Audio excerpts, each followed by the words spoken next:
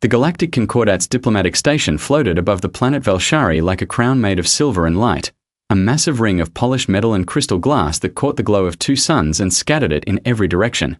It was beautiful, and everyone who lived on it knew it was beautiful, and they made sure visitors knew it too. The station was home to the most powerful alien courts in the known galaxy.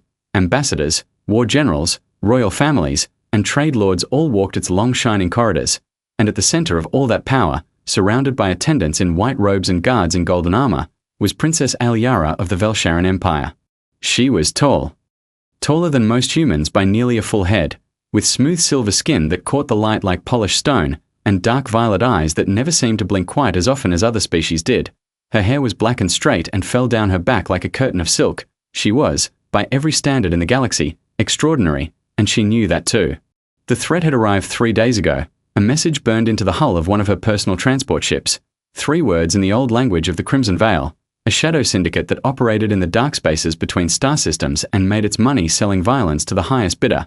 The 3 words translated simply as she ends soon. Her council had moved immediately. They called in favors, they made offers, they contacted every elite protection unit in the Concordat, the Krath warriors, who stood 3 meters tall and had skin like layered rock, the Solvari guardians, who could read the intentions of an attacker before the attacker had even decided to move, the Draki assassin hunters, who had 8 limbs and reflexes so fast that most recording equipment could not capture them fully.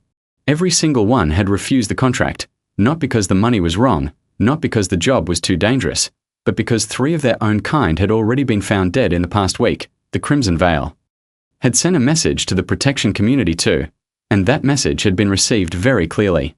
So the council had gone further. They had called in the last option, the one nobody wanted to say out loud. They had contacted the Human Diplomatic Attaché Office and requested a bodyguard from Earth. And that was how Sergeant Marcus Hale had ended up standing in the middle of the royal briefing room on the most prestigious diplomatic station in the galaxy, with a kit bag over one shoulder and a look on his face that suggested he was thinking about something completely unrelated to where he was. He was not tall, not by the standards of the room he was standing in. He stood at 1.8 meters, which was average for a human male and thoroughly unimpressive to everyone else present. He had short dark hair cut close to his head, a jaw that looked like it had met several hard surfaces over the years, and a collection of scars on his forearms and neck that spoke of a life that had not been gentle. He wore standard Earth combat fatigues, dark grey, nothing decorative. His sidearm sat in a holster on his right thigh, and he had not removed it before entering the royal briefing room, which 3 of the attendants had already noted with visible discomfort. Princess Aliara looked at him for exactly 4 seconds. Then she turned to her council. Anyone but him, she said. Her voice was calm, clear, and absolutely final, the way that royalty speaks when they believe the conversation is already over. The head of her council, a thin elderly Velsharan male named Lord Sove, folded his hands and kept his expression very careful. Your Highness, the situation requires, I am aware of the situation, she said.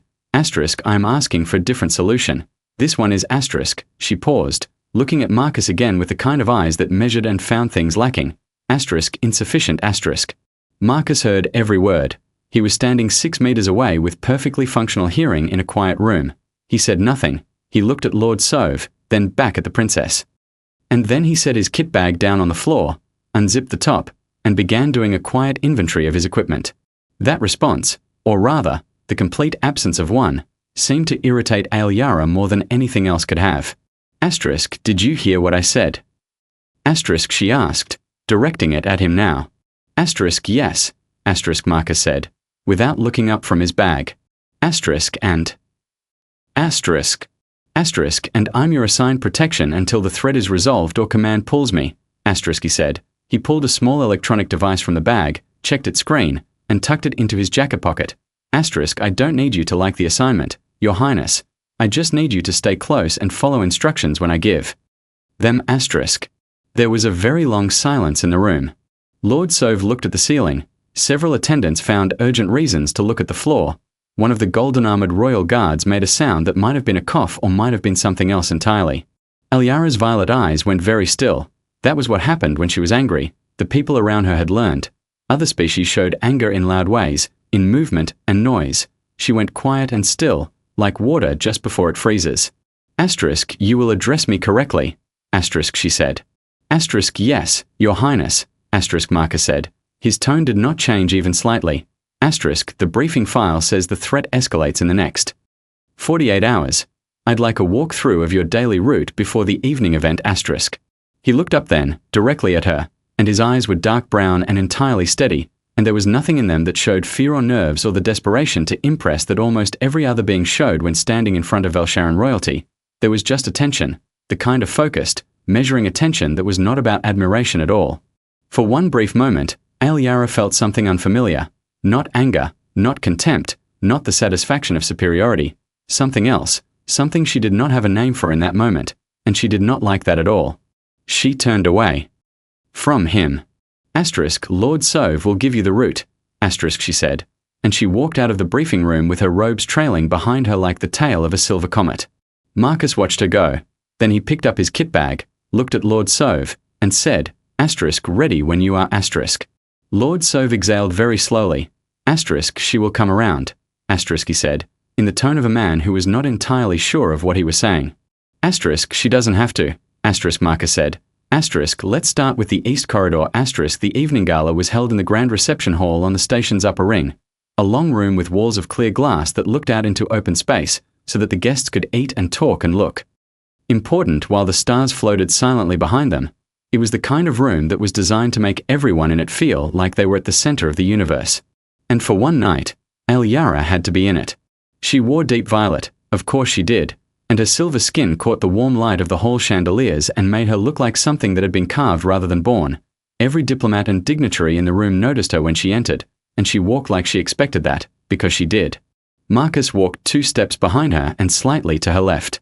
He had changed into a dark formal jacket that fit well enough to not embarrass her, but he had kept his sidearm under it, and his eyes had not stopped moving since they entered the room.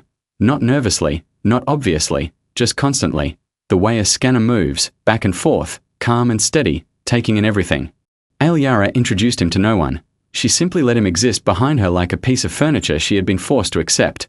When other guests asked who he was, she said security in a tone that discouraged follow-up questions. Marcus did not seem to mind. He spent the first hour watching the serving staff.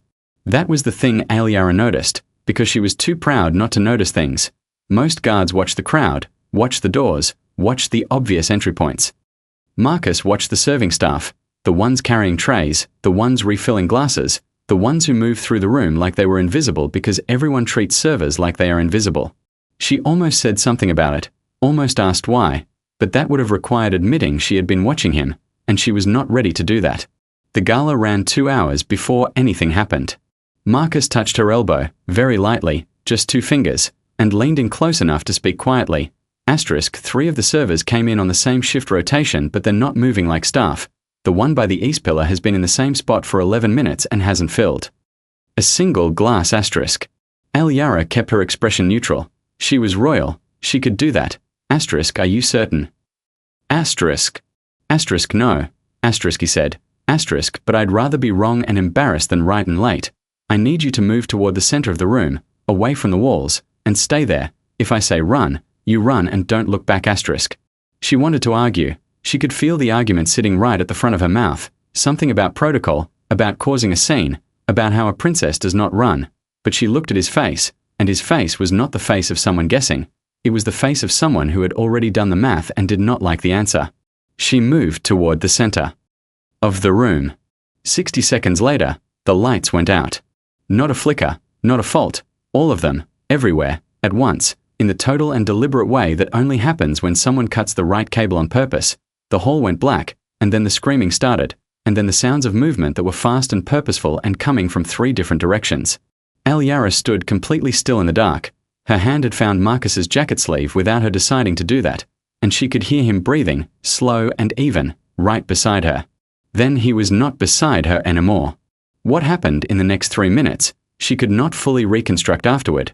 She could hear it, in fragments, the sound of something hitting the floor very hard, a short, sharp impact of something against something else, a voice in the Dreth tongue that cut off in the middle of a word, another impact, this one closer, the hiss of a blade, the particular silence that follows a fight when one side stops moving.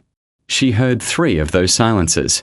Then the emergency lights came on, red and low, just enough to see shapes, And Aliara looked around the hall at the panicked guests frozen in clusters, and at the three figures on the floor that had not been there before, long limbs, dark skin, the narrow heads of Dreth assassins, all three of them very still.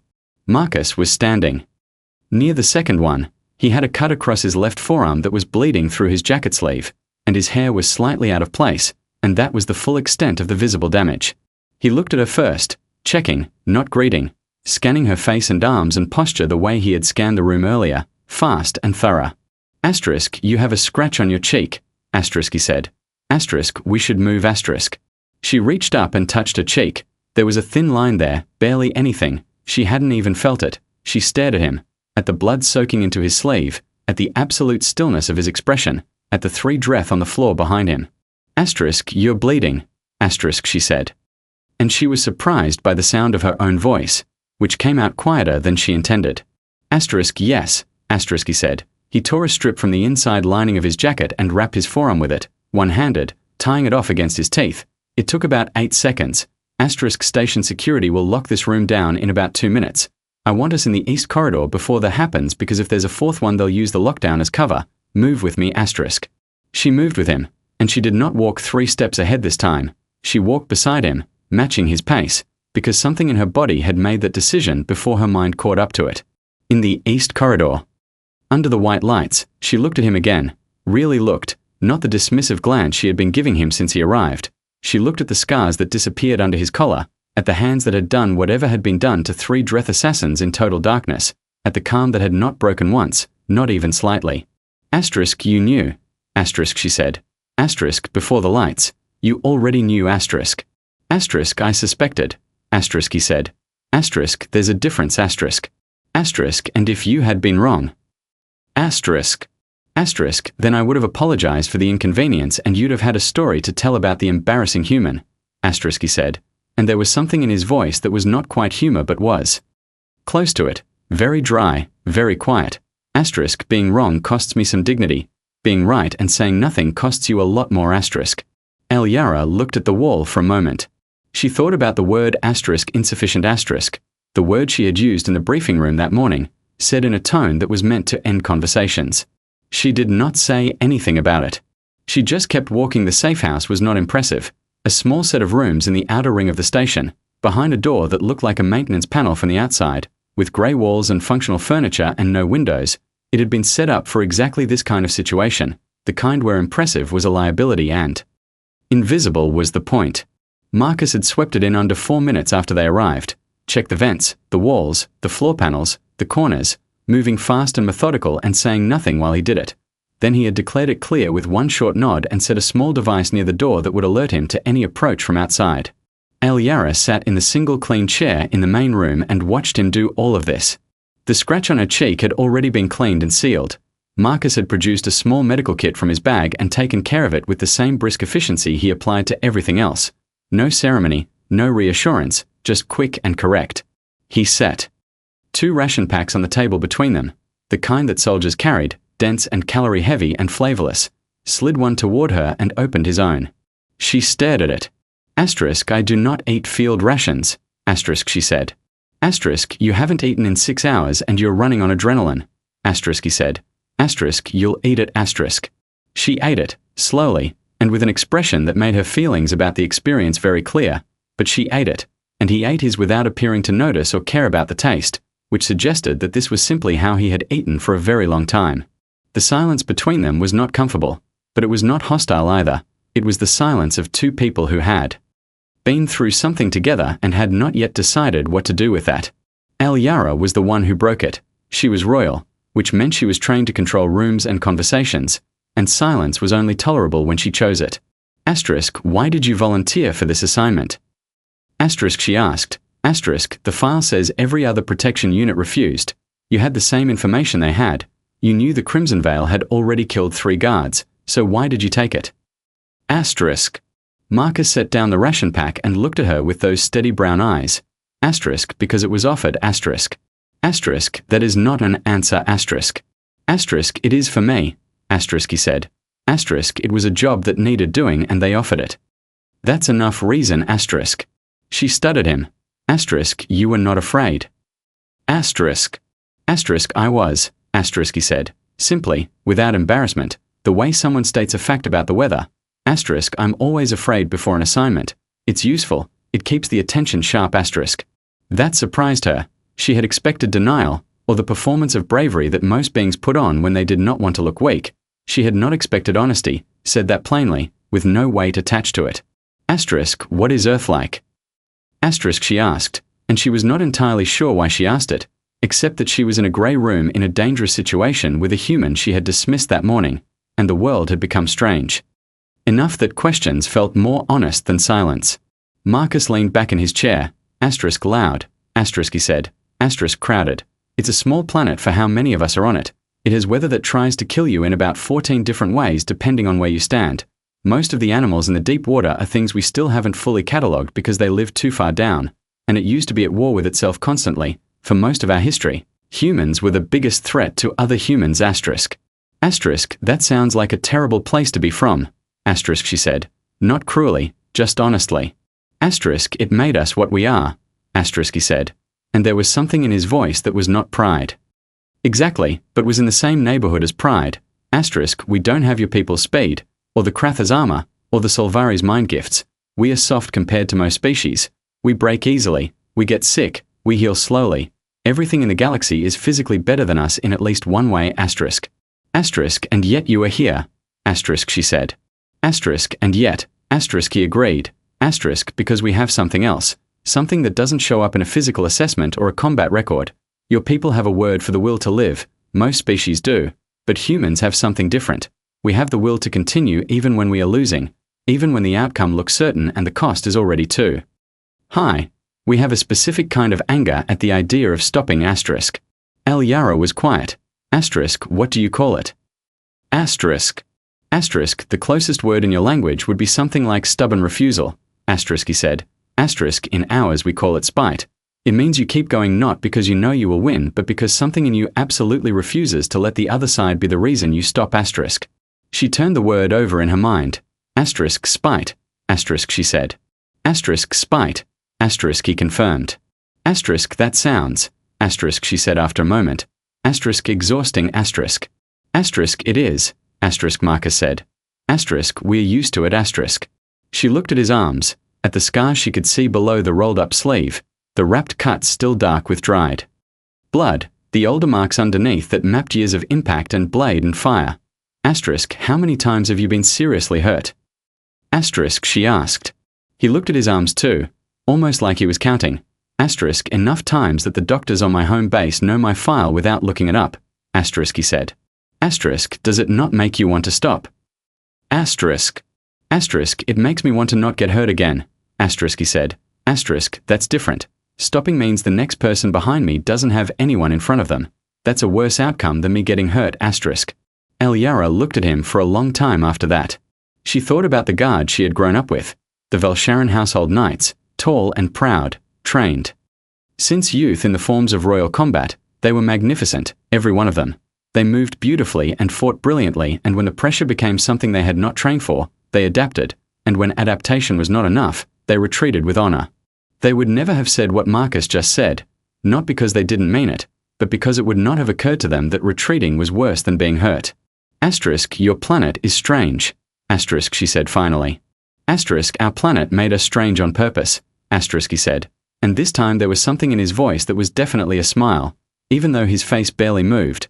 It's a feature, not a flaw. She looked away, at the grey wall, and she thought about the morning, about the word insufficient and about how she had used it with the confidence of someone who had not yet had a reason to question herself.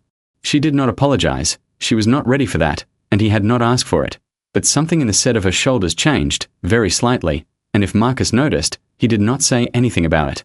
They sat in the quiet room for a while longer, not comfortable, not hostile, just two very different beings in the same small space, having arrived at something that was not yet understanding but was at least the beginning of it. The extraction was supposed to be clean. Lord Sov had arranged it personally, a decommissioned freight transport docked in the station's lower bay, a route that ran through 3 dead corridors with minimal foot traffic, and a pilot that Sov had used twice before and trusted.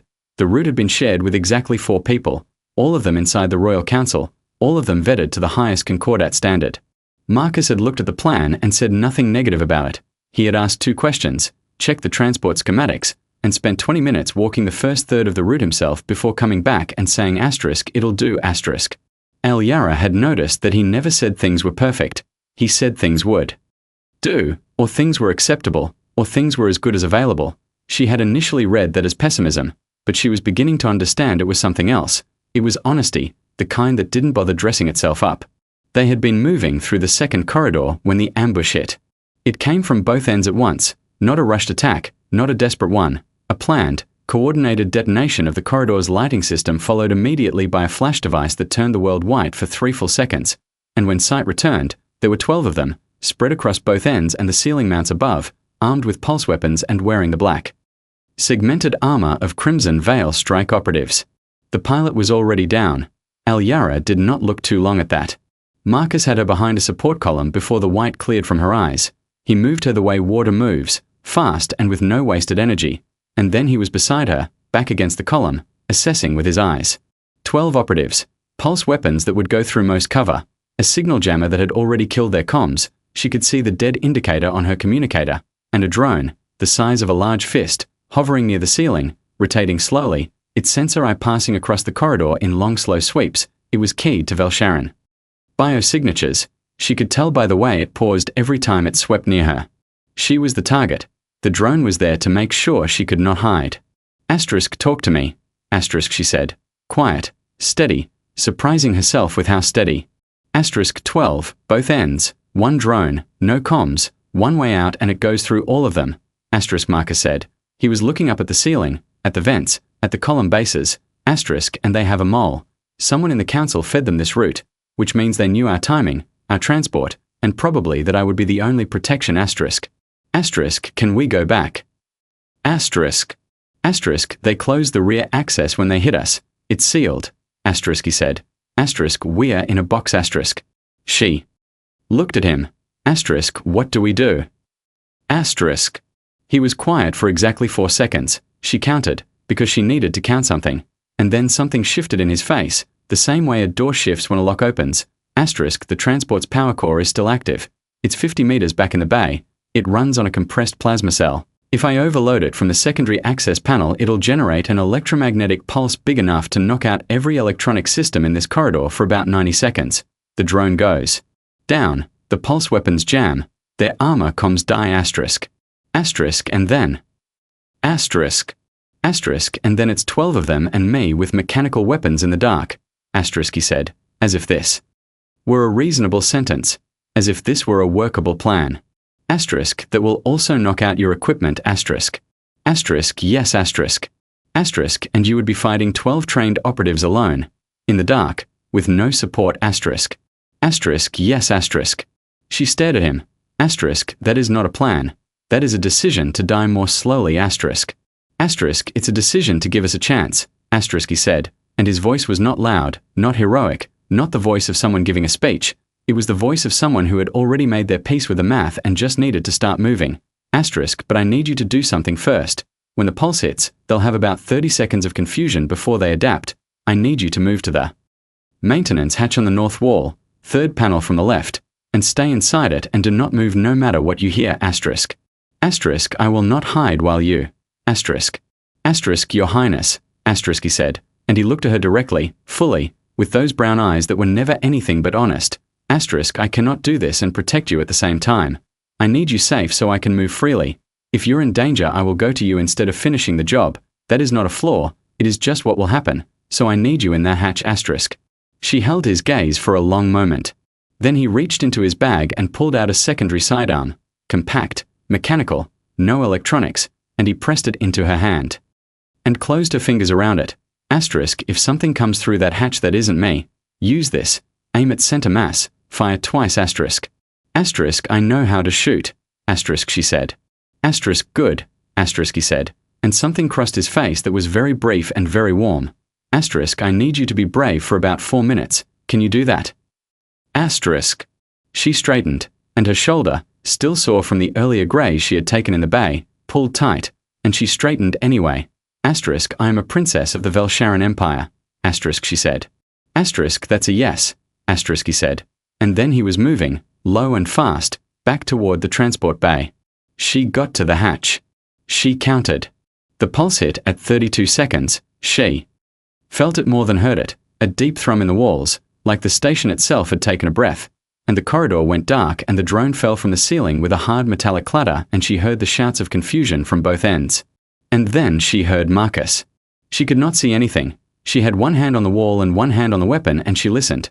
And what she heard was the sound of a human being who had decided that stopping was not an option. Fast movement, impact, a shout cut short, another impact, something heavy hitting the floor, two more, then a pause, then three more in rapid succession, and throughout all of it, no scream, no cry, no sound of defeat. Just movement and consequence. It lasted 4 minutes and 20 seconds. Then it stopped. Then she heard footsteps coming toward the hatch, uneven, slower than before. The panel opened. Marcus was standing there. He had a split above his right eye and was holding his left side in a way that suggested something was not right there, and his jacket was in worse condition than it had been. But he was standing, and he was looking at her, and his eyes were still steady. Asterisk, we need to go, asterisk, he said, and his voice was slightly rough but still even. Asterisk, there's a secondary docking bay 2 levels down.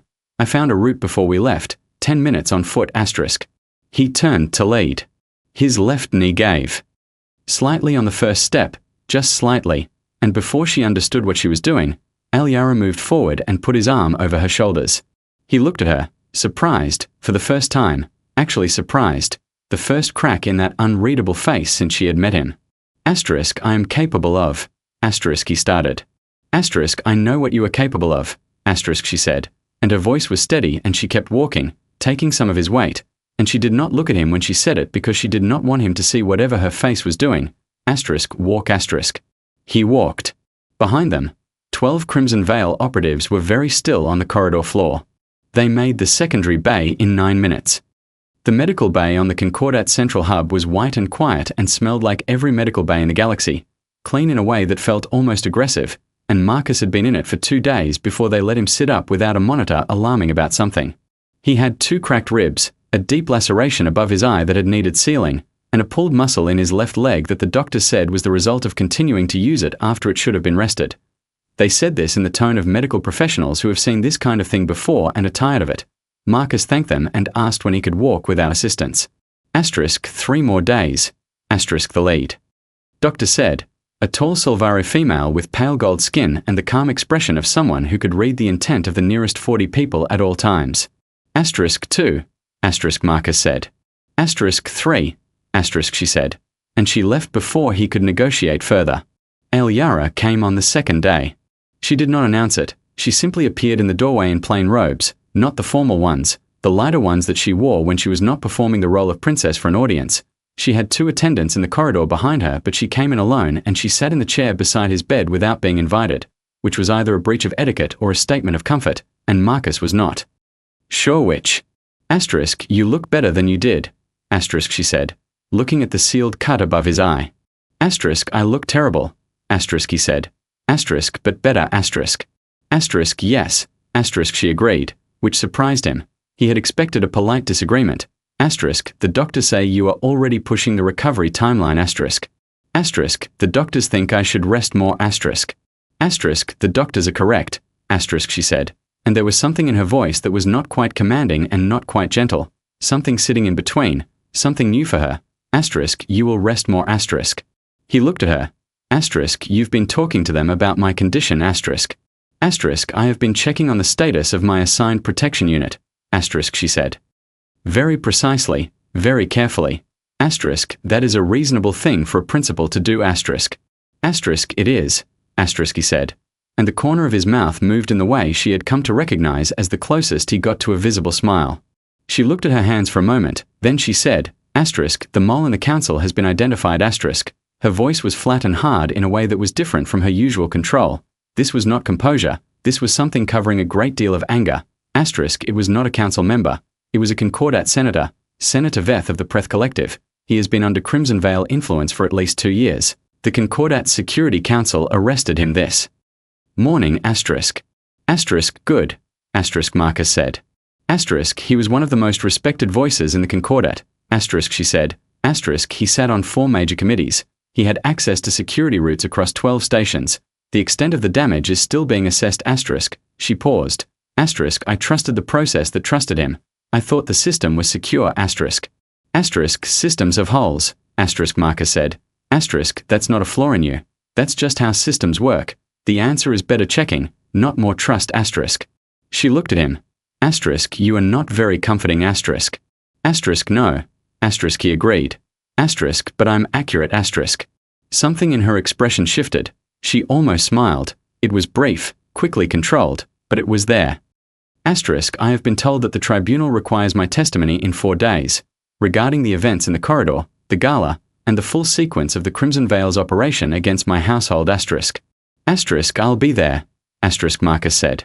Asterisk, you are supposed to be resting, asterisk she said. Asterisk, I'll be there, asterisk he said again. Simply, finally, the way he said everything. She looked at him for a long moment, and she thought about the morning she had first seen him, standing in the briefing room with his kit bag and his unremarkable height and his scarred arms and his steady eyes. She thought about the word she had said, the one she had meant to close the conversation, asterisk insufficient asterisk, and she thought about the corridor, about 12 operatives and total darkness and a human who had decided that losing was not on his list of acceptable outcomes. Asterisk, I owe you an apology, asterisk she said. It cost her something to say it. She could feel it costing. She was a princess of an ancient empire. She had been raised to lead, not to correct, and the habit of certainty was deep, but she said it anyway, and she did not soften it or surround it with qualifications. Marcus looked at her. Asterisk, you didn't know me asterisk. Asterisk, I judged you without knowing you. Asterisk she said. Asterisk, that is different, and it was wrong, and I am sorry asterisk. He was quiet for a moment, then he nodded, once, clean and simple. Asterisk accepted asterisk. No. Speech, no moment of triumph, no lengthy forgiveness, just asterisk accepted asterisk, and then the conversation moved forward, which was exactly how she would have wanted it if she had known to want it. The Concordat Tribunal was held in the Grand Chamber, a formal space with high ceilings and tiered seating for representatives of every member species, and a long open floor where testimony was given. It was designed to feel significant, because the things discussed there usually were. Aliara stood at the testimony platform in full formal robes, silver and violet, crown in place, everything correct. She was performing the role of princess today, because today the role was needed, but she was not only the role, and that was something she had not always been able to say. She testified for 90 minutes. She described the death threat, the assignment, the gala, the safe house, the extraction corridor, all of it.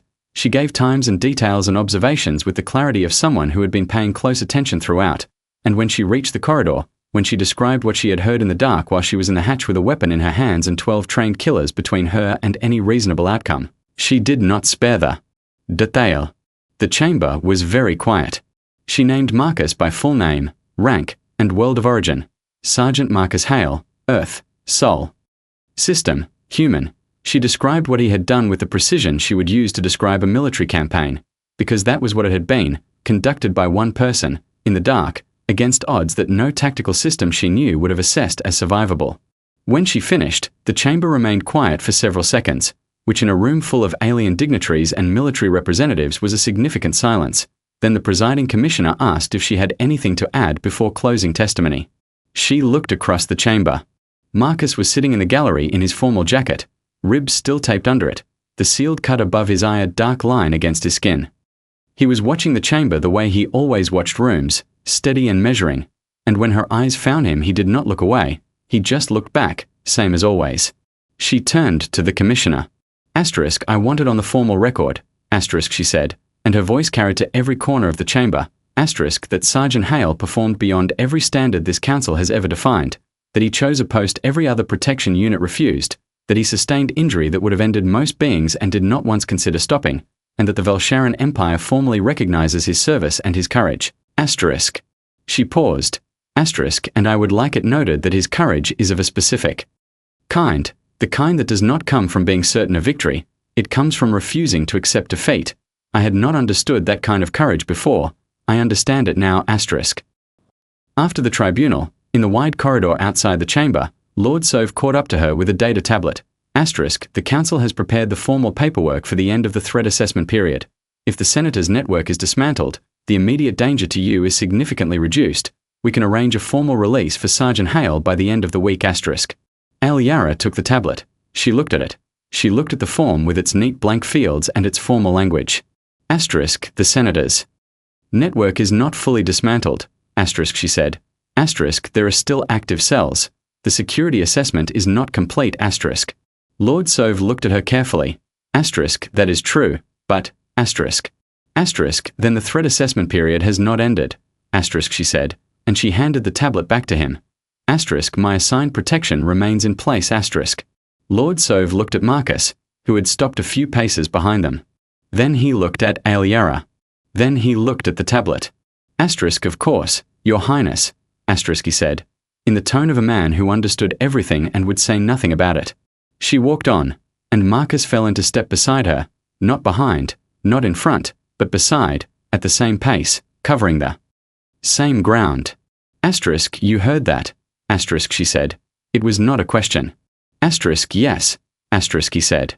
Asterisk and asterisk.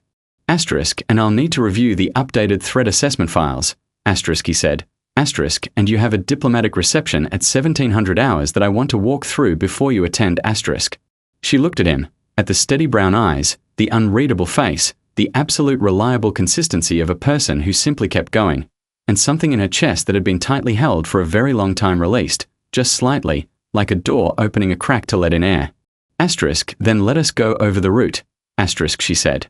And they walked, together, down the long bright corridor of the station that floated between the stars, while somewhere in the dark spaces of the galaxy the crimson veil licked its wounds and the work of the future waited, patient and certain, for the two of them to be ready for it.